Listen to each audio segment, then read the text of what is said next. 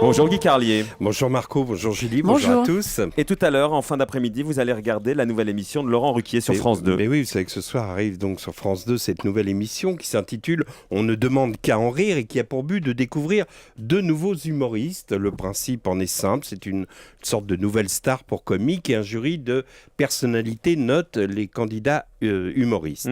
À noter que dans ce jury figure Gérard Miller. Et c'est vrai qu'un humoriste que Gérard Miller trouve irrésistible, on a tout de suite envie, nous, de rire avec lui. En tout cas, c'est une bonne idée car on commence à se lasser des vieux comiques. Et dans l'actualité, c'est la même chose. Les anciens humoristes commencent à nous lasser. On attend la relève. Alors ce matin, j'ai fait avec l'actu ce que Ruquier va faire ce soir avec les humoristes. J'ai cherché les nouveaux rigolos. Alors, dans le domaine du sport, plus précisément du foot, qui fut un magnifique vivier de comiques, on a subi récemment de grosses pertes. Domenech et Scalette ne sont plus là et évidemment ça laisse un vide immense. Eh bien, j'ai le plaisir de vous annoncer qu'un espoir se fait jour avec Laurent Blanc. C'est pas dans le même genre que Domenech, qui est plutôt dans l'incompétence provocatrice. Lui, Blanc, il a d'autres méthodes, il fait dans l'hypnose. Je ne sais pas si vous avez vu sa conférence de presse au lendemain de la défaite contre la Biélorussie. Oui, on a vu ça samedi. Il répondait donc, on lui posait des questions, alors pourquoi on a été aussi nul, etc.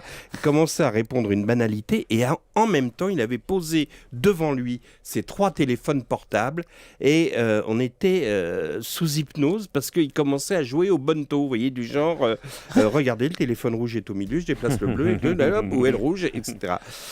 Sur le plan de l'humour politique, maintenant, à droite, on a évidemment nos valeurs sûres, Frédéric Lefebvre, mais surtout Christian Estrosi, dont je trouve qu'on n'exploite pas assez le potentiel comique. Moi, je crois qu'il peut encore faire beaucoup mieux, mais surtout chez les jeunes, puisque c'est ce qu'on recherche, chez les jeunes de l'UMP. Évidemment, on tient un prodige, un Mozart, Benjamin Lancard, le président des jeunes UMP. Des jeunes UMP. Souvenez-vous, c'était lui l'auteur du clip débile l'an dernier, Tous ceux qui veulent changer le monde. Et pour vous donner une idée, c'est l'école Frédéric Lefebvre, donc c'est très prometteur.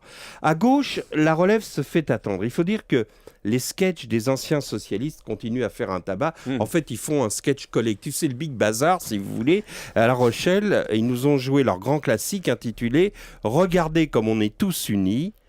On n'a pas de programme. On ne sait même pas si on est un parti de gauche, social-démocrate ou libéral façon Nesca. Mais en tout cas, on est totalement unis. En fait, ils sont tous d'accord sur le fait de ne pas avoir de programme.